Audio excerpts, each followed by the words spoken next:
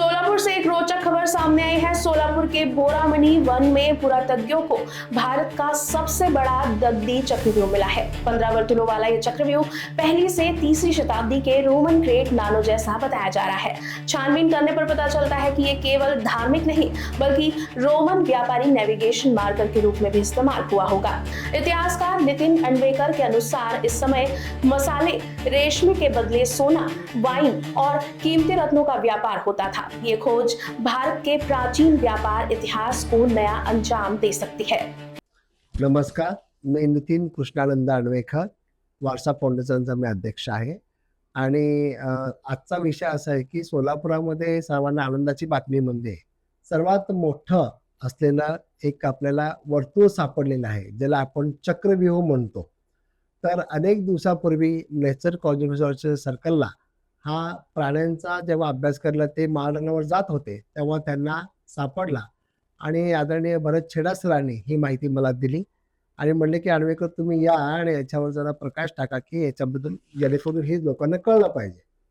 मग ज्यावेळेला मी ते प्रत्यक्ष पाहण्यासाठी गेलो आणि त्याचे काही छायाचित्र मी काढले आणि ते काढल्यानंतर आमच्या वरिष्ठ संशोधकांना त्याच्याबद्दल मी चौकशी केली, तर अनेक लोकांनी सांगितलं की हे कातळ शिल्पाच्या प्रकारामध्ये मोडणारं शिल्प जरी असलं तरी याच्यावर अभ्यास करणारे हे महाराष्ट्रामध्ये फार कमी व्यक्ती आहेत।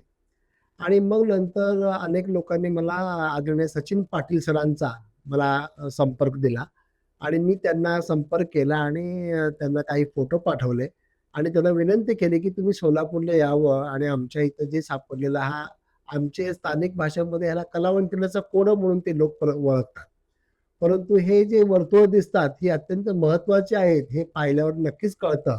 तर याच्यावर सखोल संशोधन व्हायला पाहिजे म्हणून तुम्ही एकदा जरूर भेट दिली पाहिजे, असं जेव्हा विनंती केली तर त्यांनी काल सोलापूरला आले होते आणि सचिन पाटील सरांनी हे सगळं पाहिलं आणि त्यांनी सांगितलं की हे अत्यंत महत्वाचं 15 चक्कर असलेलं हे चक्रव्यूह आहे, जे की दगडाच्या विविध लहान मोठ्या गोट्यापासून बनवलेलं आहे आणि हे साधारण 2000 वर्षामागचं आहे।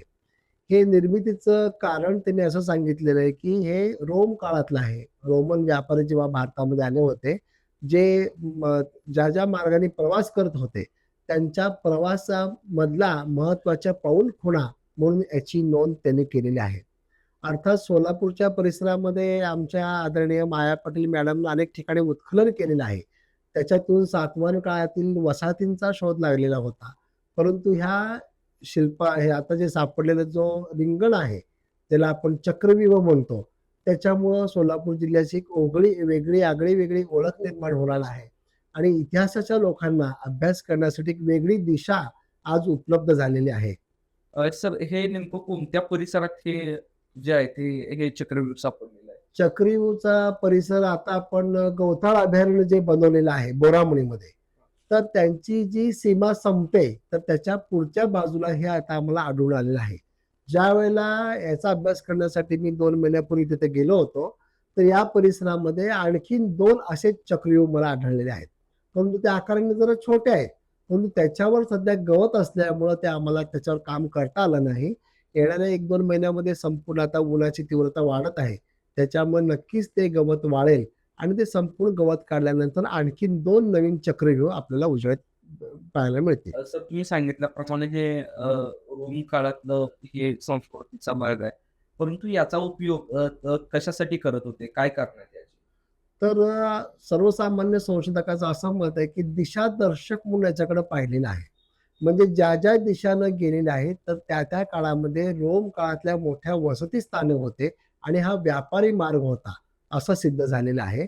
आणि अर्थात आपल्या ह्या परिसरामध्ये जे सापडलेलं आहे त्याची दिशा जर आपण पाहिली तर ते तेरच्या मार्गाने दाखवतं, म्हणजे तिथून येणारा परिसर तुळजापूर आणि तुळजापूरच्या पुढे उस्मानाबाद आणि धाराशिवचा परिसर आणि त्याच्या पुढे तेर, असा हा सर्कल जोडला गेलेला आहे। Bureau report, Lokvahini news, Solapur.